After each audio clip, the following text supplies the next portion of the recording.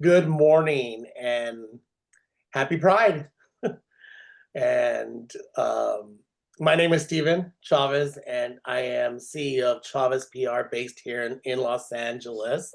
I also serve on the PRSA Western District Board of Directors and am honored to moderate this morning's program. We have reassembled or recreated a fireside chat that was very popular at the final luncheon of our Western District Conference earlier this year. And so it's exciting to bring back this all-star panel of high-level marketing executives and have them share their thoughts around multicultural marketing. What does that mean, and how we can improve, and in terms of our counsel and guidance to our clients or internal teams. Um, we'll be sure to leave room at the end to answer any questions from the audience. And so if you have questions, you can go ahead and put them into the chat. I don't see a Q&A icon on the Zoom. So just go ahead and put them into the chat, and we'll try to line them up and answer them as at the end of the program. I am going to now ask each of the panelists to introduce themselves, give some highlights of their career, and again, thank them for taking time out of their busy schedules to join us here at PRSA Western District Conference. I'll start with Marina Filippelli, CEO at ORSI. Marina?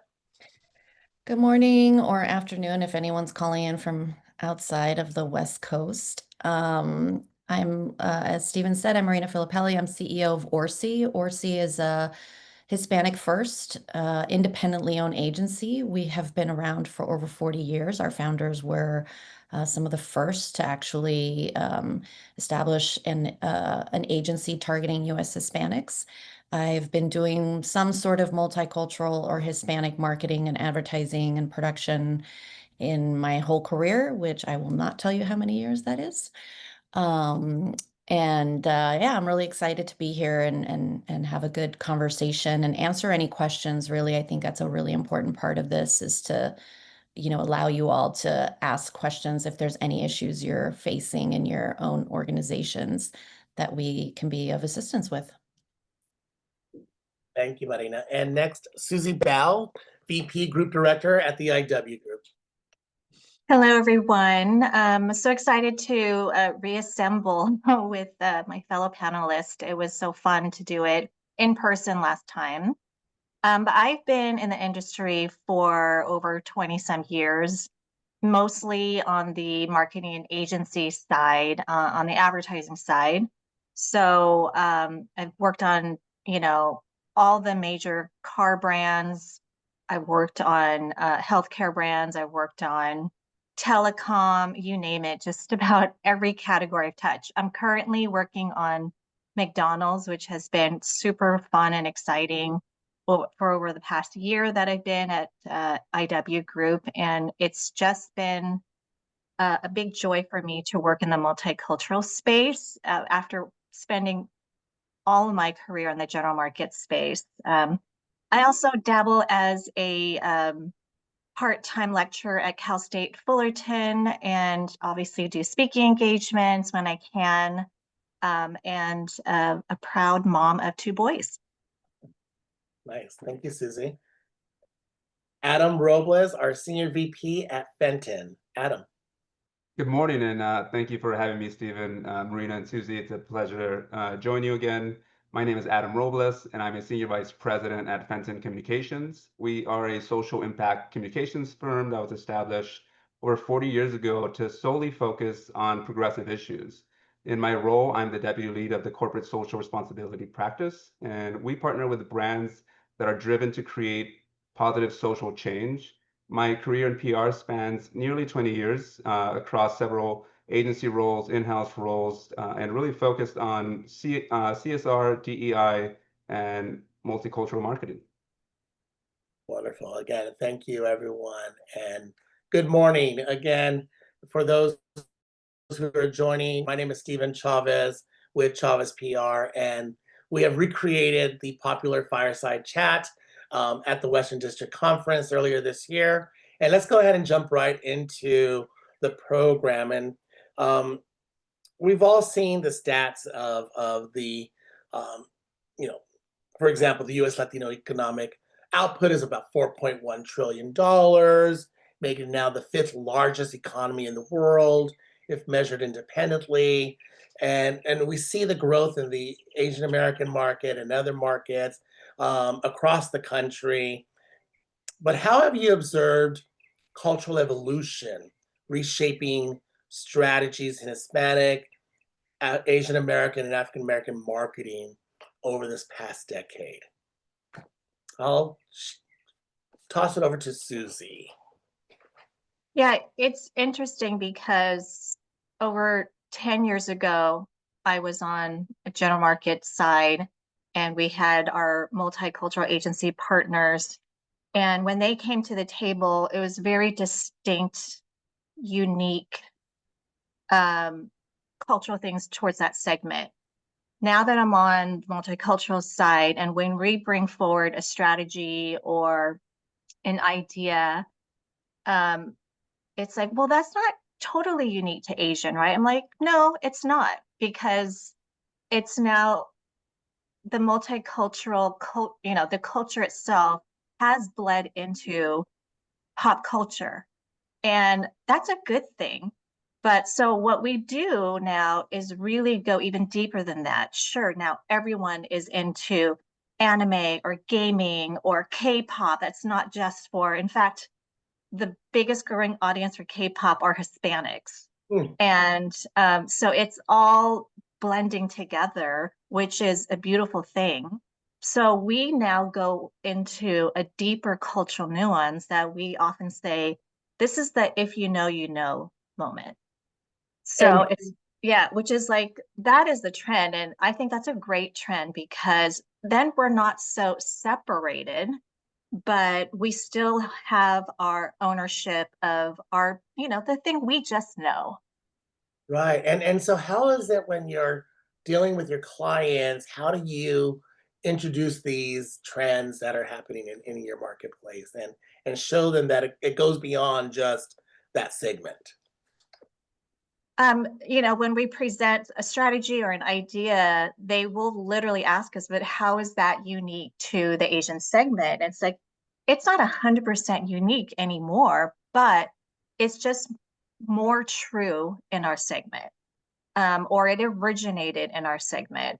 And, and there's, again, we pull this, like, if moments, like, sure, everyone does this now, or everyone listens to this now, everyone, is keen on this now, but more so, like, Asians are even more passionate about it than any other segment. And so, that has been the trend, which is great. For some of the PR professionals in the room, and where we understand that research drives the strategy, what are some of the research tools or companies that you use to help inform the client and then build the strategy on top of that? It's not a specific tool that we just tap into, because a lot of tools out there do not go that deep into this kind of segmentation. That's what we find. So we do our own research. We go out and interview consumers, fans. We also tap into this incredible influencer world. And that is what's driving a lot of the pop culture right now anyway. So I'd love to say that, some of these big companies, like, no shade to any of them, but it's always that we don't get enough sample size. We don't get enough, statistical significance to make an informed decision. It's always not enough, numbers or sample size to draw a big conclusion.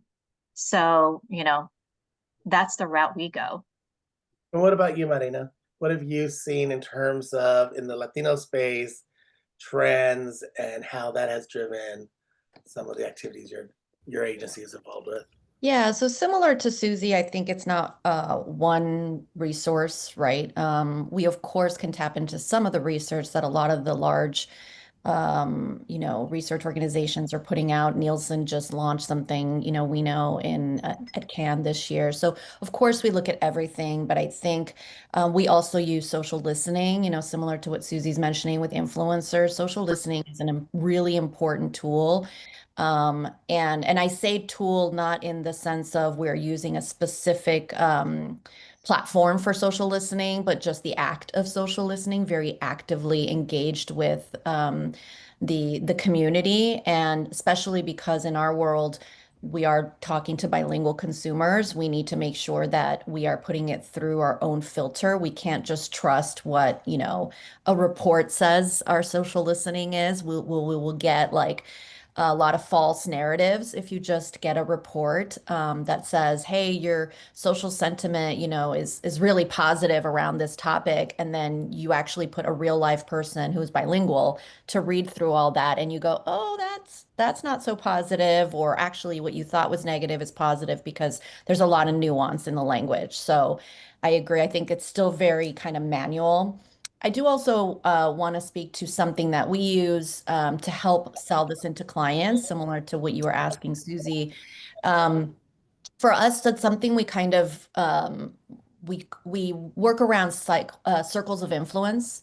So this can be multi-ethnic or multiracial, to what Susie was mentioning, something that started, let's say, with Hispanics, but then other people took it on, and now it's kind of a big, broader cultural trend. But we also talk about it within the community to say who are the originators of a cultural trend and how do they impact everybody else in their world, whether that's family, whether that's, friend groups, whether that's the extended community. And one thing that's I think is really important to call out is that even when clients push and say, well, that's not really just Hispanic anymore, or that's not really just, Asian American anymore. The truth is that you do have to give deference and respect to the initiators of the cultural trend and insight, because that actually buys you a lot of goodwill and it actually helps extend your message, right? If you try to just make it, like, oh, well, everybody's listening to K-pop anymore now. Well, that's true. A lot of people are listening to K-pop now, but there is a community that started K-pop and that built that fan base. And so there is a deference there to, like Susie said, if you know, you know. In our cases, and sometimes we're more overt about it, really calling it out, because I think people are really hungry for that right now. They have been for a while, but they need it more than ever. I hate I just use more than ever, which I hate, and I'm so sorry, because I think all those phrases right now, the more than ever, and in these challenging times, I've been trying to avoid using them, but I just did. But it's true, right? That right now we have to give deference to the communities that are bringing culture forward, that are bringing some of these ideas forward. And what about Adam in the nonprofit foundation world? Um, has what are their challenges when looking at diverse audiences, and they know they probably should but don't know how to? I mean, what are you seeing in that world? Sure. And Stephen, would first just like to add from a brand perspective to the earlier question. One of the trends that I really love seeing that brands are doing is how they unapologetically blend and acknowledge and recognize my multiculturalism, right? There's previous trends focus on distinct campaigns for distinct cultures, distinct languages, and the unapologetic blending of these multiple cultures, I think, is just a beautiful thing, right? I'm neither just one or the other. I'm both simultaneously all at once, and sometimes not at all, right? And so that intricate navigation of what my multicultural identity means, I think, is just it's been a beautiful thing to see brands acknowledge that, and by partnering with organizations like Susie's and Marina's, who understand specific communities very well and can do it in a genuine and authentic way. I just a wonderful trend that I've been seeing. When it comes to reaching audiences for nonprofits and advocacy groups, really it's the same principles apply. You need to know how those audiences are deeply impacted by the social issues that you're addressing. There are distinctions with how communities experience different inequities, right? And so it is important, probably a little more so, to acknowledge in a sensitive way how communities experience different structures in our society, and understanding how they interact with those structures is critical in order to reach them in a genuine way. But many of the same principles apply. You need to understand who you're communicating with, who your stakeholders are, and what their unique challenges are. Thank you. I want to move into an area where I've been in this space now for 25 years, working with the Hispanic market and multicultural markets.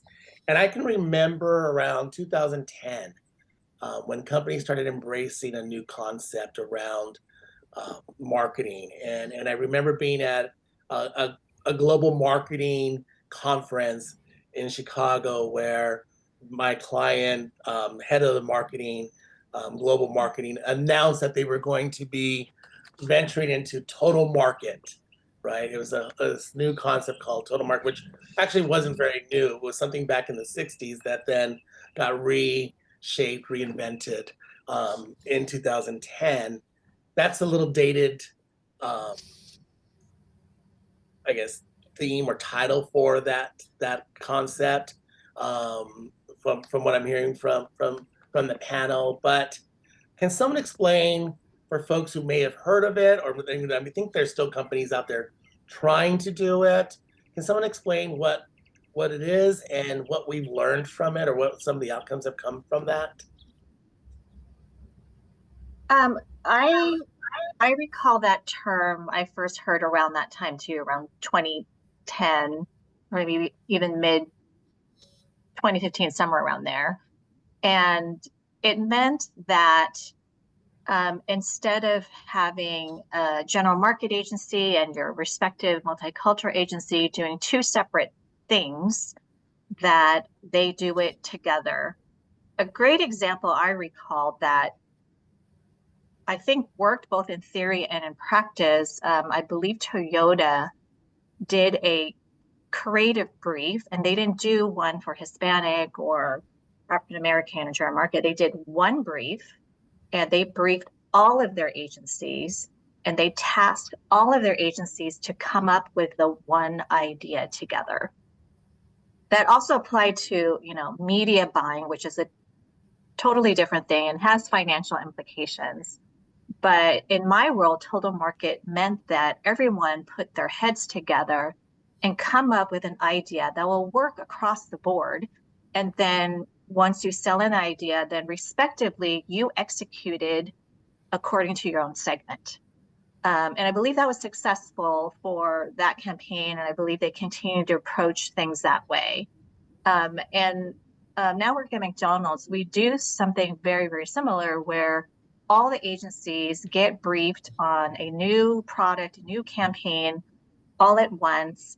We all contribute to the strategic phase of the campaign, and we make sure the general market, whatever they come up with, their big platform idea will work in Hispanic, in AA, in Asian as well.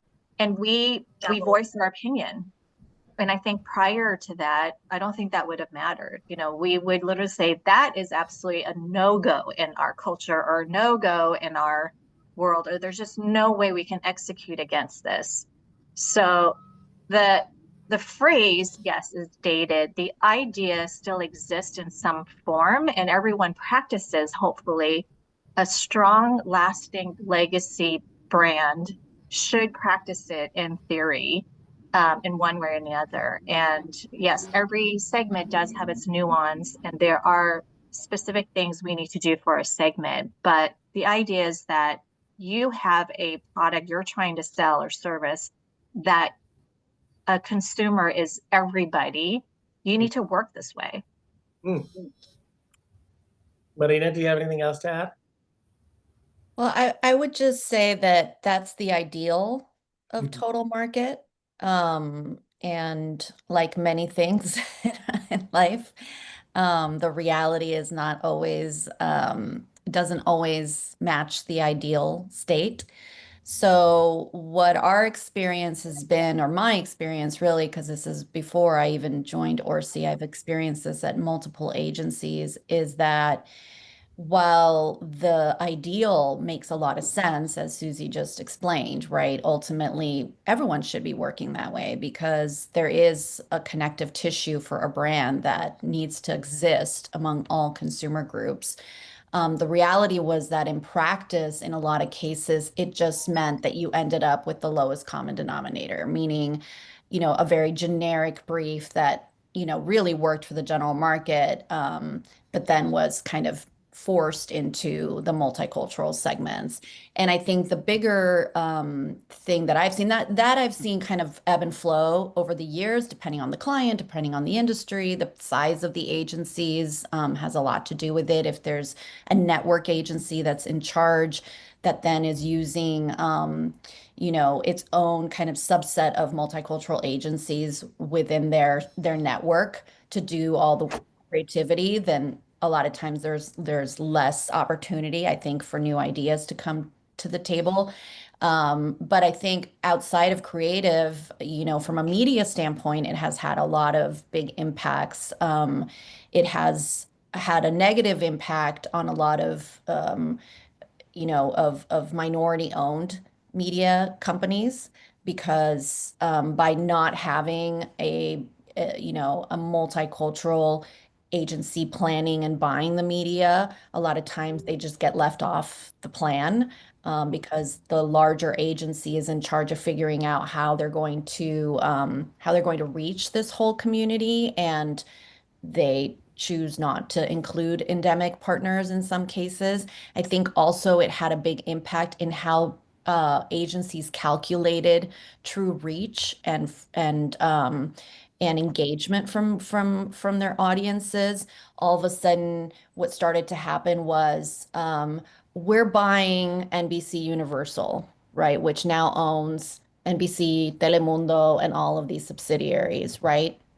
And so you get a reach and frequency from NBC Universal, and it tells you that it's covering US Hispanics, Asian Americans, African Americans, the LGBTQ plus community. Everybody's covered. Well, of course, they're all covered because everybody at some point watches, programming on one of these platforms. But are you actually reaching them intentionally and with the right message is a whole different story. So if now all of a sudden you've taken your message and you've made it all mostly in English because, hey, all of these folks speak English too, then you've diluted the effectiveness of the campaign. So I think that's sort of the flip side of total market, of some of the downfalls that we've seen. I have noticed a lot more course correction in recent years of clients realizing that, hey, maybe this isn't working as well as we thought it would. We thought it would save us some money and it would save us some time working with less agencies or working with a simpler media model, or even a simpler creative model, but ultimately it hasn't really given us the results that we wanted. And so there's some course correction happening along the way. Thank you. I think it's important for us to understand the concepts that are out there and know that there are companies out there that are still going forward with this model and how to work with it. You mentioned media, and I think that's important. We're all PR. Big part of our job is pitching the media, and so if I'm not familiar with the multicultural media landscape, I have a couple of questions that would come up. One is, what have you seen in your respective segments? Is it mirroring what we're seeing in the general market news in terms of downsizing, um, newspapers crumbling, um, online news, you know, going up, independent publications popping up online? What are you seeing in your respective audience segments when it comes to media? For the Asian segment, legacy media outlets, traditional media outlets, yes, they are either they're a dying breed or they're consolidating so much that now they're kind of general market. So we actually have, in the Asian segment, it's always, as a group, we're always been early adopters of tech and innovation. So we've already been shifting to new media outlets. Even though podcasting is not really new media, but we focus on that. We focus on, I mentioned earlier, influencers, opinion elites, podcasters, and people who are in deep into the community. They're just not up here talking, to whoever's listening. They're in the community. They're actively in doing things with the community.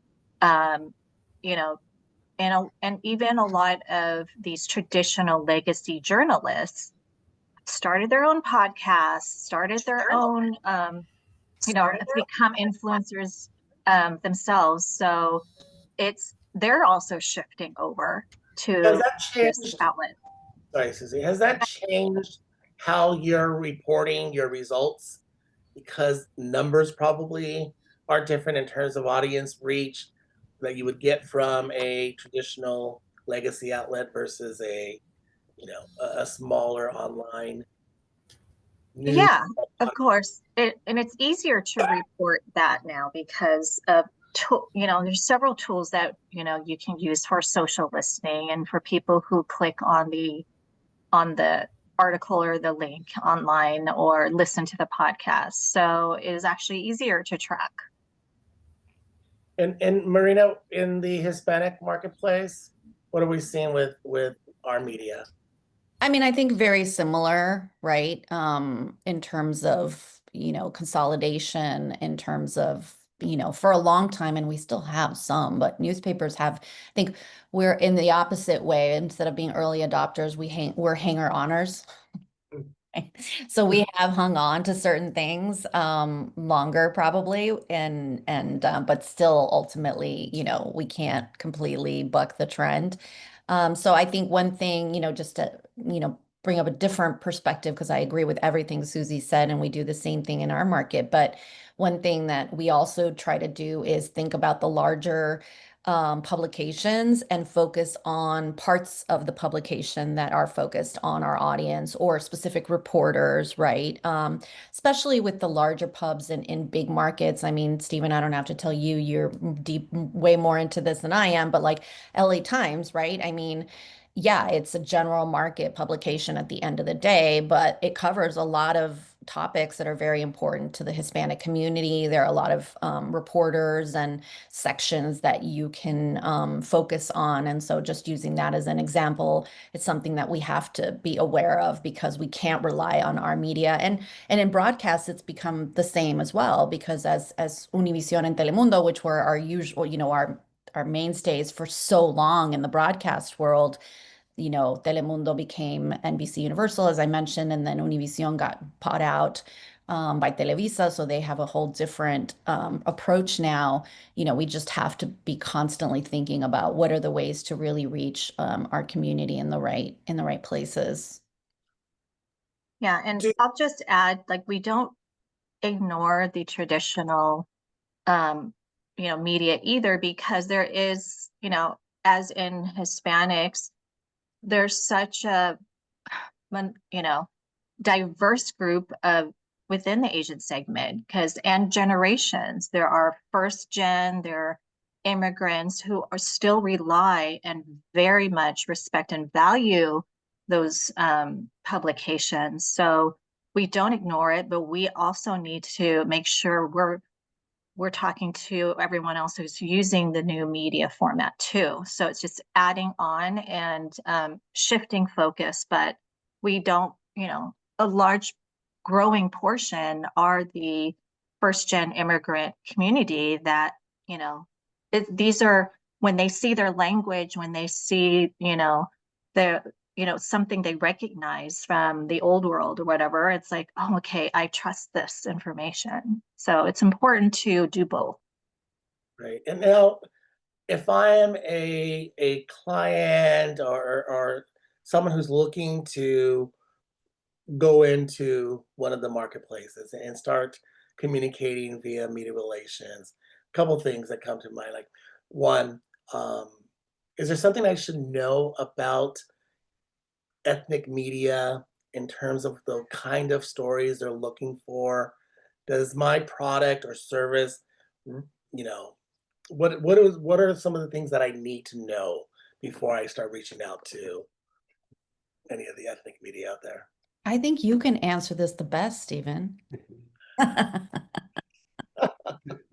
Stephen, to answer your earlier question about whether ethnic media is facing some of the same challenges, I think that's an industry-wide challenge, right? Shrinking newsrooms, quicker turnaround times, 24-hour news cycle, obviously very saturated national news cycle right now, and then of course, not to mention attacks on the press.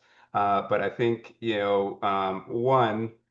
with clients, we need to certainly drive the point home that earned media is a piece of the pie, right? There's a broader communication strategy, a broader strategic approach to getting their message out there, and earned media is only a part of that, right? And sometimes you get clients who want specific placement in certain outlets, right? And they Yes. quantify it based on number of articles. And in some cases, we take a kind of a no outlet too small approach, right? Sometimes it may not be a larger national outlet, but a very targeted one that is reaching the exact audience that you want to reach. But I think when it comes to ethnic media, it's where the pitch really has to make sense for their audience, right? And the news has to have that local tie, that community tie. And like anything else, it has to be relevant, timely, and critical. And we found even with shrinking newsrooms that if you bring all of those different elements, ethnic media definitely is open to your news and to disseminating it. Absolutely. Do brands need to translate materials before we go out to ethnic media? Oh yeah, we translate in 6 to 7 language for not only our advertising, but any sort of releases or media alerts we do. So again, huge diversity in our segment. Now, Yeah. so do I need to have someone who speaks all those 7 languages? Now we've got translators. No, in terms of spokespeople for the company or organization.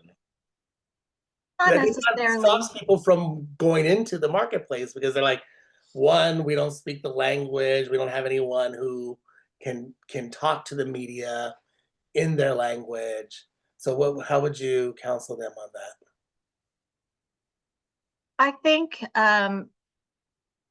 the majority of, they are bilingual, but they're just more comfortable in their native tongue. Yes. And, at the end of the day, I was just going to say, we are both story creators and storytellers.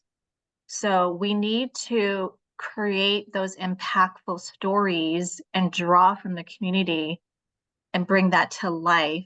Because even the traditional media outlets, like, oh, same old thing again, another burger, another shake, another whatever. But it's us creating this Relevant. impactful, relevant story for them to even come and cover it, again, and keep coming back. It's like, what are they doing next?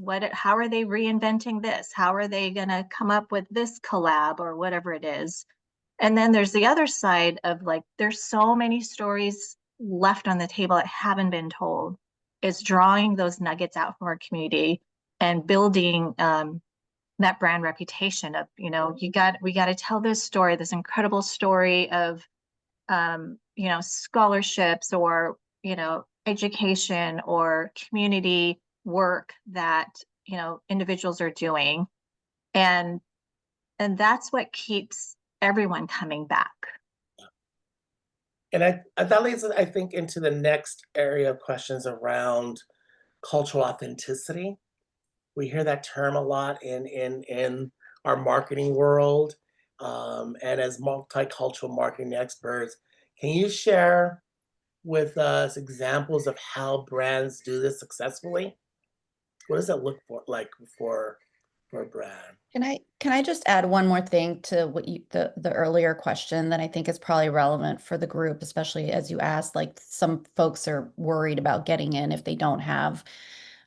Luckily, in the Hispanic market, we only have to know one other language, so we're a little luckier. But I will say, I wanted to add that I think it's really on a case-by-case basis. And what I mean by that is that depending on what your company is that you're representing and their proximity to geographically and culturally their consumer audience and the publications that they're trying to reach, there's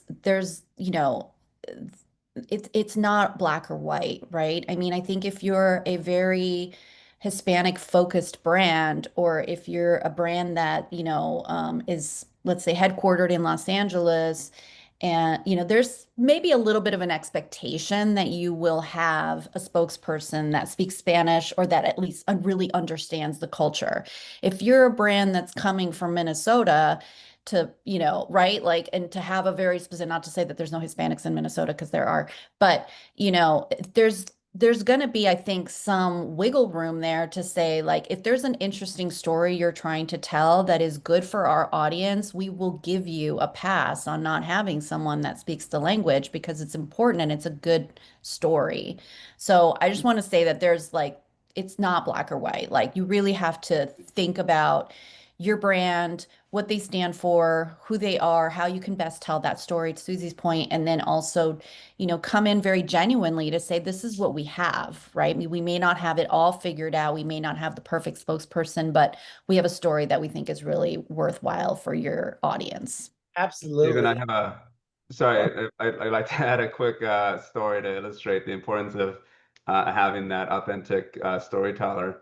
But early in my career, I did a lot of spokesperson work because a lot of clients who wanted to be in specific multicultural outlets, particularly with broadcasts, once we secured the opportunity, then didn't have someone to go on air in language to represent the the product or service that was being marketed, right? And one of the challenges that creates is that there's nuance to a story that sometimes, while you might have a spokesperson, if they're not subject matter experts, they can't really go into that nuance, right? And funny story that I have on that, I pitched a bug spray during bug season this was back in the day when Mundo Fox was around. And I had made it clear that I was a spokesperson on the media team for the brand, but I was not a subject matter expert, but it was an in-studio interview. And I went through all the talking points, and the producer must not have communicated to the journalist that I am not a subject matter expert. I wasn't I'm not a exterminator. And then we got into a lot more detailed questions that I just didn't have responses for, right? And so those are some of the challenges in which not only do you need somebody in language, but you really need somebody that is an expert, not just with the brand, but particularly with the subject matter. Right. Thank you for sharing that. It'd be scary being on camera. Going back to cultural authenticity, I'd love to share with the audience examples of companies or organizations that are doing it right. And I know you represent different clients, and so if we could just do a round robin of talk to us, what does it look like for a successful campaign? Susie? Since my time in the past year or so with McDonald's, I feel like that's all we've been doing, and I'm so proud of it. I'll share a very recent example that we just did in May. There was the new McCrispy strips that McDonald's launched, and it's a great chicken product. It's going to be loved by many, especially the Asian community. But again, trying to find that authenticity. Okay, so this is a new chicken product. It's going to be great. What's unique about it for the Asian community? It comes with a new sauce. So it's a kind of a tangy, spicy sauce. Well, that is right there in the Asian wheelhouse. But again, not unique to Asians. All the MC community loves sauces too. So we had to go again deeper. It's like, yes, Asians not only love chicken, but McDonald's chicken, they love sauces, especially spicy sauces. So what is going to be that if you know, you know. And we came up with a commercial and a whole campaign around this, is that every Asian household has a sauce or has a drawer full of sauces. We just collect sauces, it's just thrown in there, and just it's one of those things, if you know, you know, it's like, oh yeah, that's my mom's household, you know, growing up, or that's mine Right. actually right now. And so we created a whole, you know, dynamic, funny commercial around the fact that, you know, first of all, there's, you know, you're eating chicken. Well, why are you just eating with one sauce when we have a drawer full of sauces? And you see this Asian mom pull out this drawer and it's like full of all the McDonald's sauces. And it was just this really funny idea. We enlisted, of course, you know, a popular Asian celebrity that played the grandpa. His name is Taimon. You may not know his name, but you know his face. He's been in Rush Hour. And so we're just able to pull this together, being really authentic, bringing in a popular actor that plays that Asian dad in most everything you've seen, and showing this multi-generation, authentic family dynamic that wasn't stereotypical, that was very much authentic to the T, even just how we laid out the set and just little things that, again, if you know, you know, oh yeah, I have that in my kitchen, or my mom had that. And then we took it further beyond the commercial and we created a whole pop-up experience in New York where we had consumers come and mix the different McDonald's sauces and create their own sauce. And then they get to try the new McCrispy strip. And again, we are story creators creating this fun moment, this unique thing that is especially, if you know moment for our segment, drew the attention of press and influencers.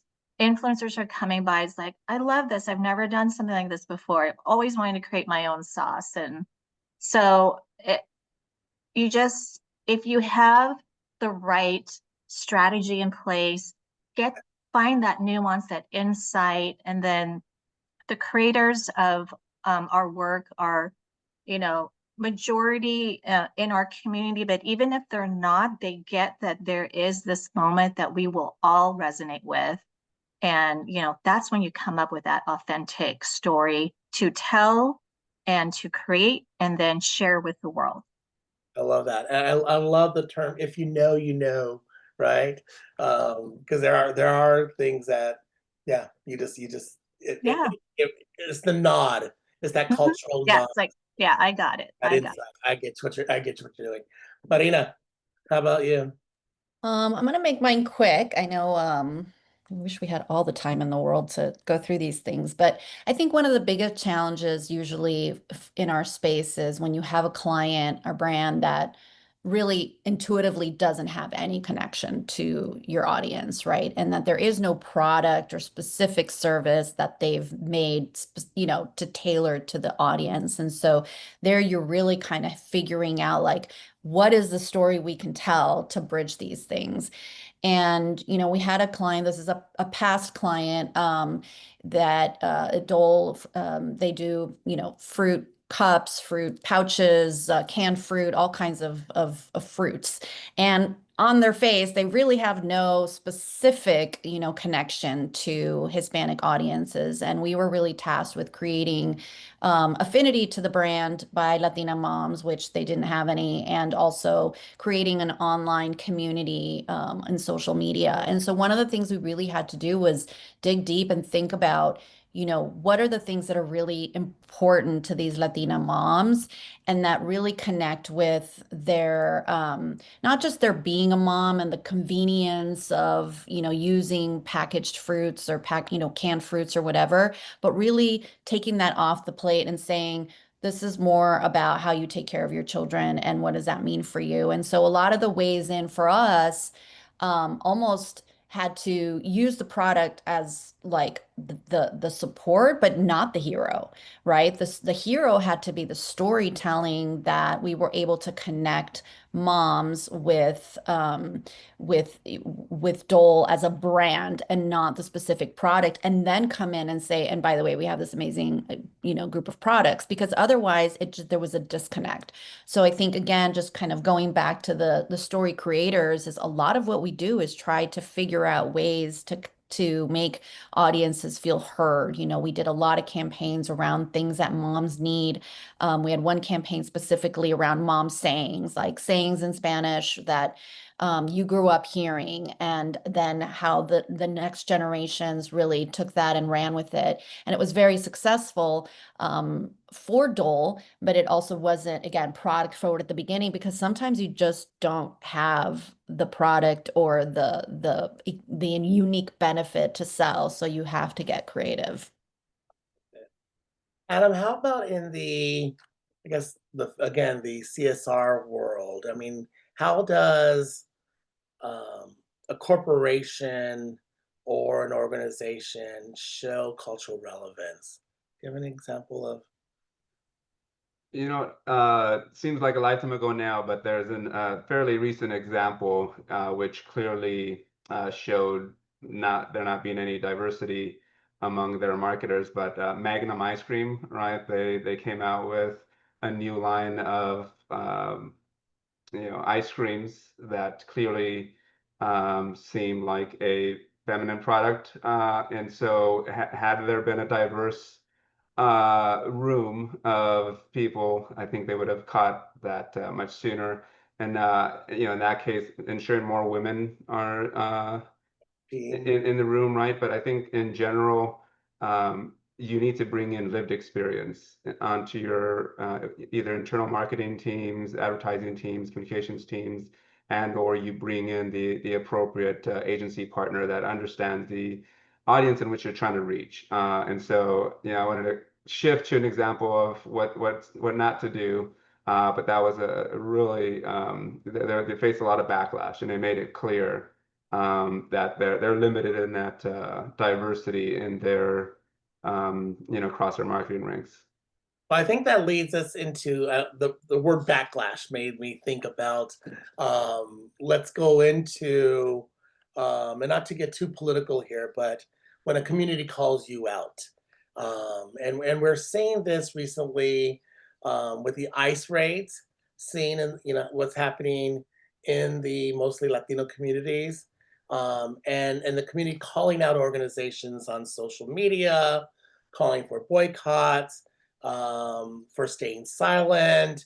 I know this has also happened, for example, in the LGBTQ plus communities. We call it rainbow silence, when companies were all happy pride, and all of a sudden they're staying quiet, they're pulling back their dollars, and the community sees them.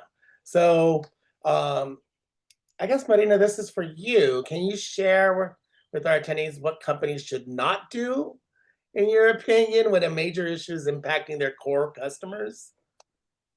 Like Dodgers. Yeah, exactly. I think, unfortunately, the one of the biggest losers of this in the past month has been the LA Dodgers. In contrast to, for example, what LAFC did. It's just such a stark contrast in a period of a month that it's almost like the case study wrote itself, right? What to do, what not to do, right? LAFC came out early and said, we support our community. We are an LA, team, and this is like, immigrants are the backbone of who we are, and we need to support them in every way. And then the Dodgers stayed silent. For those of you who are not, aware, I think it's really important to call out that while the Dodgers are not a Latino organization in any way, shape, or form, right? They are very much, an American organization, but they are LA based, and over 40% of their fan base is Latino. And they very conspicuously stayed quiet through the first phases of the horrific ICE raids, in our community, even though people were calling them out and asking them to participate. So not only were they silent, but they ignored what was coming at them. And when they finally came out last week and said, we're going to donate $1 million to an organization, they made it very generic. They did not call out any organization that is specifically focused on immigration reform or support or anything like that. It was this very generic, you know, um, donation. And so their backlash continues. There is now talks of boycotts. There's still been people protesting, outside Dodger Stadium. Then they came out and kind of used a momentary ICE kind of coming in and supposedly going into their parking lot and said, we didn't let them in. And then ICE went in and said, well, we never meant to go in. We were just turning around in your parking lot, which just made them look even worse. So I think, honestly, the biggest takeaway, and this is not just about the Dodgers or LAFC or anything else, but the biggest takeaway for me in the recent weeks, and I've always known this, but it just became so much more obvious, is that a lot of organizations aren't planning ahead. They assume that these things aren't going to happen to them for whatever reason, or they assume that they can get by staying silent. And the truth is, you never know when you're gonna get dragged on social media. And so you have to have a plan. One of the things that I'm seeing, even with clients that I have that aren't necessarily, there's no reason for them to potentially get dragged at this point or anything like that. They don't have a plan. They don't have a way for all the different groups inside their organizations to come together and say, if something were to happen, this is how we're going to handle it. So when anything does happen, it takes a long time for everyone to come together and make a decision about, okay, this is the statement we're going to make, or we're not going to make a statement, or whatever it is. So as practitioners, I would encourage everybody, if you are, working with organizations that are that are open to the conversation, at the very least, is to be the ones that come in and say, guys, let's be prepared. Let's hope we never have to use any of this. Let's hope we were never in a crisis management situation. But let's be prepared, because if we are, we're at a very high risk of losing a very important audience. And frankly, this isn't just about multicultural, obviously. This is just an example of it.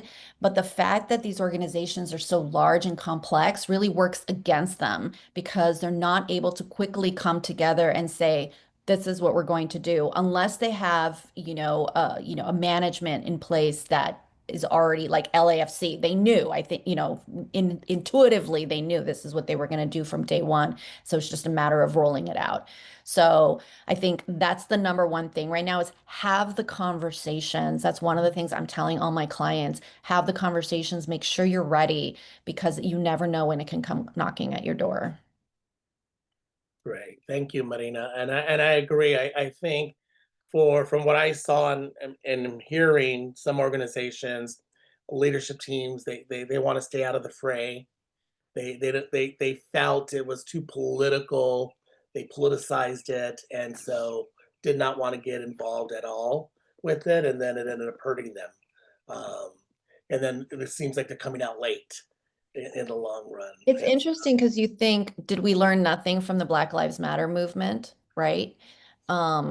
It was not that long ago, and everybody was on their heels trying to figure out how to react and how to say the right thing to their communities.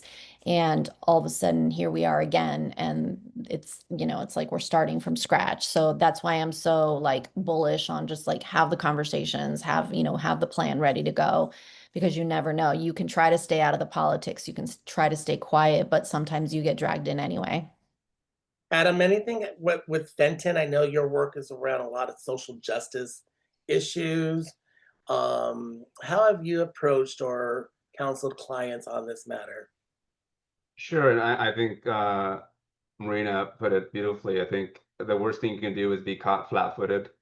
By now, certainly all organizations should be doing crisis preparation, scenario planning, right? Threat assessment. You should understand, right, what are the potential threats? How do we intend to respond to it? And then when any of that materializes, you take swift action. And some of the missteps that we're seeing are organizations, of course, who are not taking those steps, but also organizations who are not creating internal alignment, right? It's really important for organizations to live up to their values and understand their values, and then effectively communicate what those values are and how they're putting them into practice. And those are the missteps that we're certainly seeing with organizations like the Dodgers. We're definitely seeing a departure, to Marina's point, from the post George Floyd era, right? During that time, we saw across the public and private sector major commitments to DEI. Then, of course, the Supreme Court decision around affirmative action. Following that, right, there was increase in anti-woke, anti-DEI activism that put public and political pressure on companies. And so where we are now is we're seeing a overcorrection of sorts, if you will, right? Companies are pulling back altogether, eliminating key pieces of their DEI practices and so forth.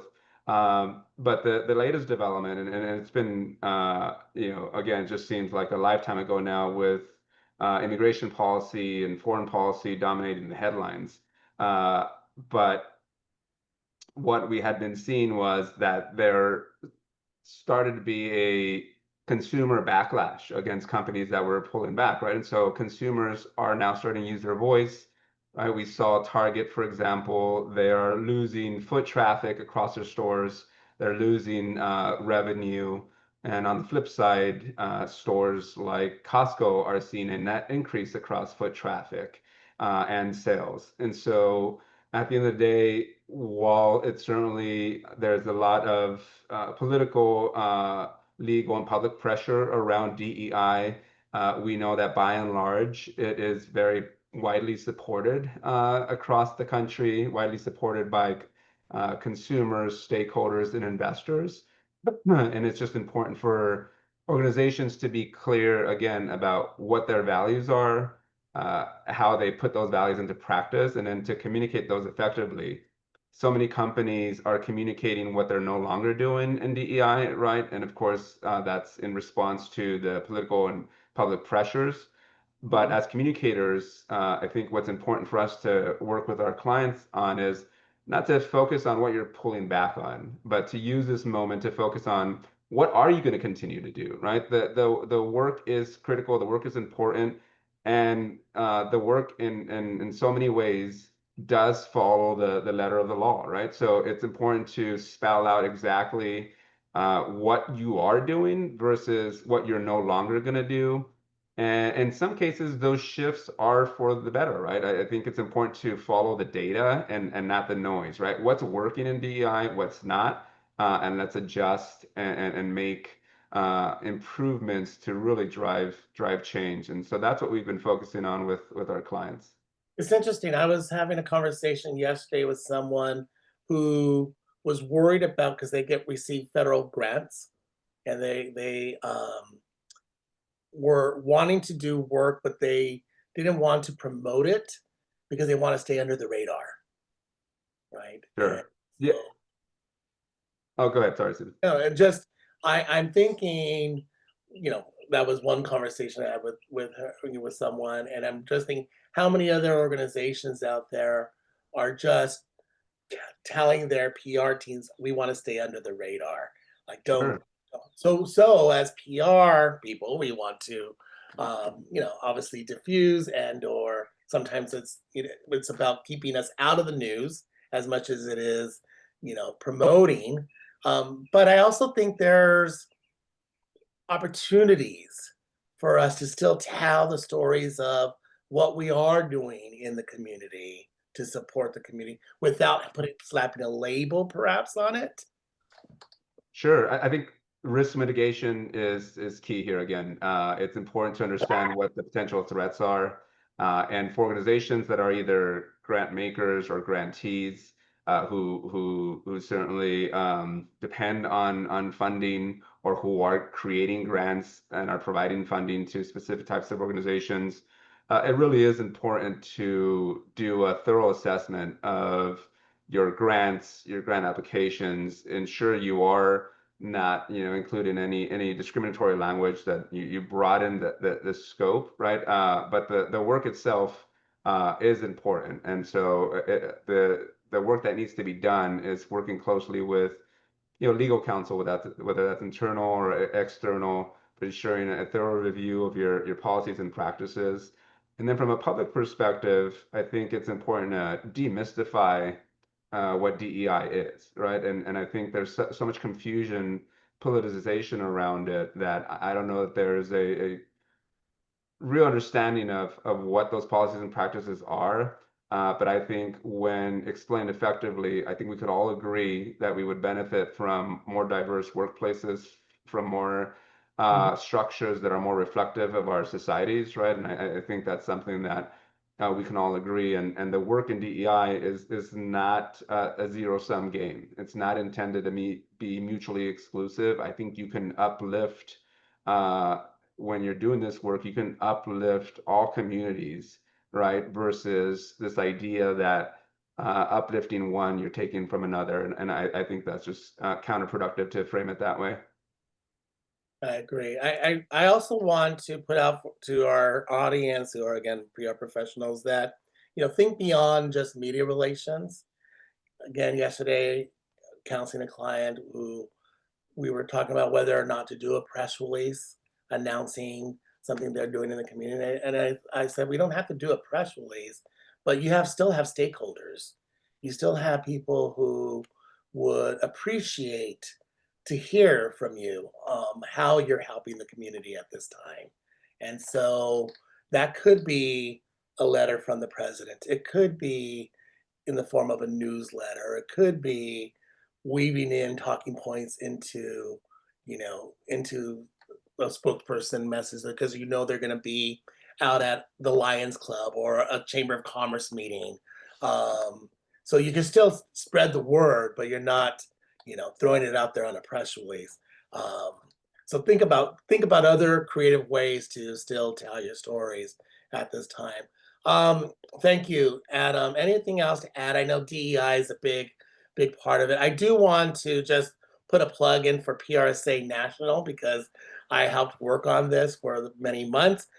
We have a new DEI toolkit that is available. It's a comprehensive resource for all of our members. And so you'll be seeing announcements rolling out today and the upcoming weeks around it. So it is free. And again, it will be online. I think it actually may be on PRSA's national website today. And so I would highly recommend downloading the PDF and sharing it with your teams and clients. Lots of good stuff in there, and lots of good resources and links. Let's wrap this up. I want to see, you guys are the experts. You've been successful in your careers. You're leading teams. How do you stay on top of it all? How do you stay abreast of all the trends and what's happening in the multicultural space? Can you recommend to our group here, online newsletter, whatever? How do you stay on top of it all? How can they stay on top of it all?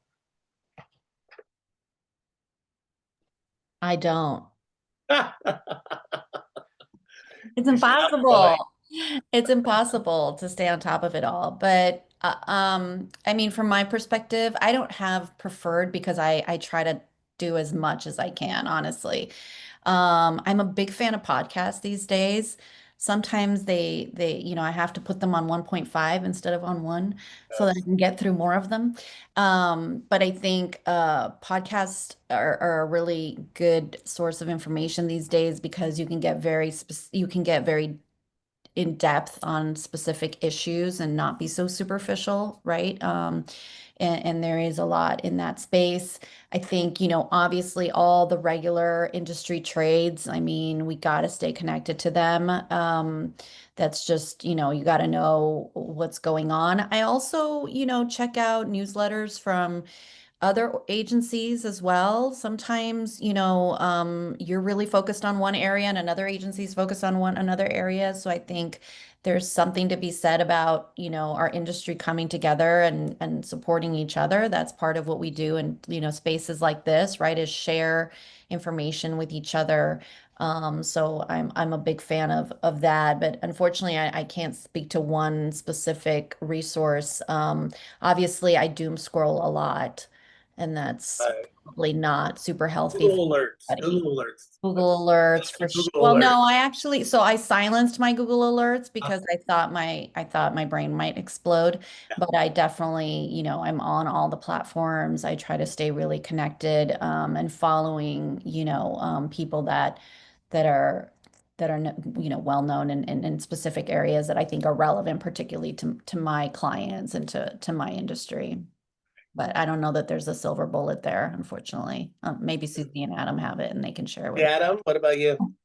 Sure. Well, one of the approaches that we take at Fenton is for various practice groups, we kind of treat them like clients. And so for different industries, for our practice group, corporate social responsibility, or our DEI racial justice practice group, we have individual coverage reports that come in on a daily basis. So we have team members that are dedicated to monitoring, and as Marina shared, all the industry trades. So, whether that's Fortune, Forbes, Wall Street Journal, certainly to cover off on the different corporate developments around social impact, CSR and DEI. There's some great DEI, newsletters. Global DEI newsletter is one of them. So many different ones. But I think what's most important, what's most helpful for us, I love seeing that email coverage report coming in from our internal teams that are monitoring for these different sectors and industries for us, and it's just kind of like all the highlights of the latest developments with a little summary. And so A great idea for interns. If you have interns, we have them put together that on a weekly basis, maybe, maybe not daily, but no, yeah, it's really helpful, weekly and so that's how we digest approach of it. whatever key areas. That's smart. Yeah. Susie, any how do we stay abreast in the Asian American community? Well, there really isn't one way, like Marina and Adam says. We're very fortunate in that we've got an amazing strategy team and a social team where we have all hands every other week, and they always do a segment on what's the tea, and they give us all the latest social trends, what's happening politically in the news, whether it's not only the Asian segment, but things we need to be aware of. We also have a great resource in our Chief Innovation Officer, Telly Wong, who is really savvy in making sure we are informed of what's the latest and greatest in innovations and tech and AI. So I feel really informed having, tapping into our younger generation, our innovation team, as well as being part of various organizations. I encourage everyone here in joining PRSA, joining different other organizations and following the various organizations because they find the best speakers, the best topics to discuss, relevant things, and just, tune in because what's out there is what's happening. And so that's how you stay engaged and stay informed if you don't have those resources within your agency. I would recommend Hispanic Ad is a newsletter to stay on top of Hispanic marketing. But I also, we have the Hispanic Affinity Group, other affinity groups as well with PRSA. So those are good resources for you. ColorCom is also another organization out there that does some really great work in the multicultural marketing space. So check out ColorCom and follow them online on Instagram, and you'll see some of the experts, and just start building up that, like Marina said, database of people to follow who are the cultural experts. And again, if you're not following these three wonderful people here on this panel, I would definitely follow them, because I'm sure they're putting out great resources and tips all the time. Let's go ahead and open it up for Q&A. I see one from Sarkis here. When brands are anxious during times of unrest, how do you encourage them to remain proactive in their multicultural efforts rather than shy away from it? Who wants to take that? I can jump in. So I think the number one thing is first remind them of the data, right? I think it's really easy to just be caught in the moment. And, in the similar, thing that we talked about with the Dodgers, forget who your audience is. So multicultural segments make up a huge percentage of pretty much any company's audience and customer base at this point, certainly more in some cases. And I think one thing that's important to also remind clients that are uneasy right now is that while anti-immigration efforts are very strong right now, even if they were to be able to do everything that they're setting out to do, it's not going to change the trajectory of the multicultural America that we're in. The reality is that the majority of the growth from multicultural audiences is coming from US born. It is not coming from recent immigration. So whether or not the immigration things, continue the way that they are, it's not going to change what their audience looks like, not significantly. And if they completely walk away from these audiences, they are risking long-term loyalty, and they're risking a real significant impact to their business today and in the future. So I think it's really about the data. It's really about coming in and saying, this isn't about politics. This is about your company's growth.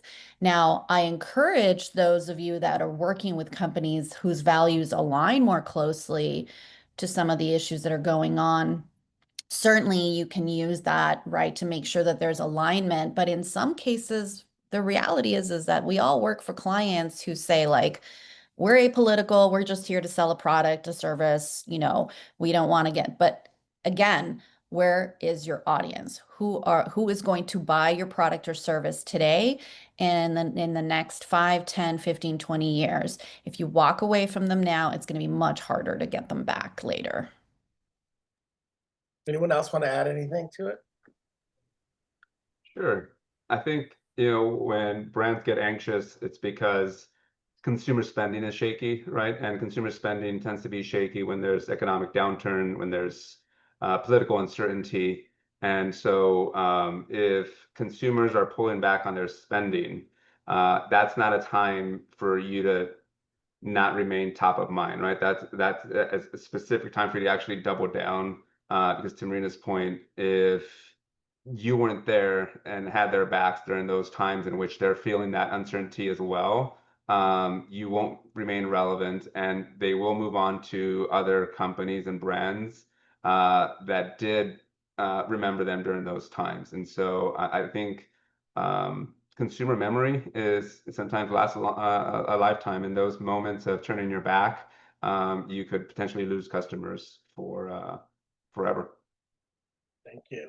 Next question. I just got back from Cannes Lions. I'm so jealous. And the buzz was all about AI. What do you see AI's role in the multicultural landscape? I was wondering when AI was going to come up. That is a whole nother talk, but again, we're very fortunate at our agency to have a chief innovation officer who, we joke that he might be AI. I'm not sure, but we stay on top of AI, and it's really important. Everyone needs to get on board, but keep in mind AI is a tool. You still need human intelligence. You still need to know what to prompt whatever AI tool you're using, but it's a very powerful tool. And as it relates to PR and even multicultural, our Telly recently gave a great presentation to McDonald's about ways to use AI in the PR space. And there's even a new tool where you can turn a conversation, this panel, in fact, and recreate it as a podcast with, more or less a couple of clicks using our voices, using, all the relevant topics we talked about. But again, Stephen came up with the questions. Marina, Adam, and I gave the answers. AI didn't create that. Mm. It still required all of us humans and our intelligence to come up with this. But we can use AI as a tool and prompt all of this, and it would come up with, some answers. But their answers are also in the past. So you're not going to get an answer of something in the future from AI. AI is history. AI will be a shortcut in your research, for example. It's a great tool to use. If you want to know everything about X topic, put that prompt into AI. But again, you need your human intelligence to even understand what that prompt should be. And your research is exponentially faster because it has history. But you can't predict, you can't ask AI, who will be the next president? It hasn't happened yet. So, but yeah, whole nother panel probably on that. For sure. You know, I think the other consideration with AI is cultural bias, right? So any of the cultural biases that exist in society, given, to Susie's point that this is pulling from, existing content, existing materials, some of the early findings are showing that those cultural biases are making their way in there. And so these large language models, one of the things to take into consideration is that they're still not trained yet to incorporate that cultural nuance. So I think whatever it is that these AI tools are developing, it's certainly important to have, to Susie's point, a human, multicultural kind of expert ensuring that those nuances are captured and filled in where needed. Thank I'll you. just add, I dropped in the chat a plug for PocStock for anyone not familiar with PocStock. We actually worked with them on a pro bono capacity earlier this year. We're going to continue to work with them. Basically, the goal of PocStock is to ensure that if, well, not if, since we are all going to start using AI imagery, and in general, kind of more reliant on what's online, that we are using lifestyle imagery and others that are actually representative of the full breadth of multiculturalism in this country. So we actually did some campaigns with them. In our case, we focused on the first campaign we did with them. We focused on intersectional between LGBTQ plus and Latinos. One of the things you see is if you search for an image, you can't find that kind of nuance online. And one of the things that PocStock is doing is they're creating this library, but then they're feeding it into the AI models so that AI starts to learn from a more truthful representation of what our audiences look like. So I think, to the question about how is it going to impact multiculturalism, it already is, or multicultural marketing, it already is. And we need to do our part, I think, to make sure that we course correct and make sure that everybody's represented in the AI universe. So definitely encourage folks to use it. And if you have the ability to support them, and any of your clients do photography or your agency or whatever, I think it's a great organization to get involved with that is pushing specifically for this change within the AI narrative. Love that. Love that. Any other questions from the audience? If I could ask the panelists to put your email address if you're willing to have people reach out to you, because I think one takeaway I'd like to leave is that when in doubt, reach out to experts like you have here with Susie, Adam, and Marina. I'm sure they'd be more than happy to listen what your challenges are and see how they could help you. I know I would be willing to as well. I want to thank everyone for connecting today and being part of this great conversation. Thank you, Susie, Adam, and Marina, for recreating and coming back to PRSA Western District. And on behalf of the Western District, thank you all for your membership. We truly value it and look forward to continued conversations.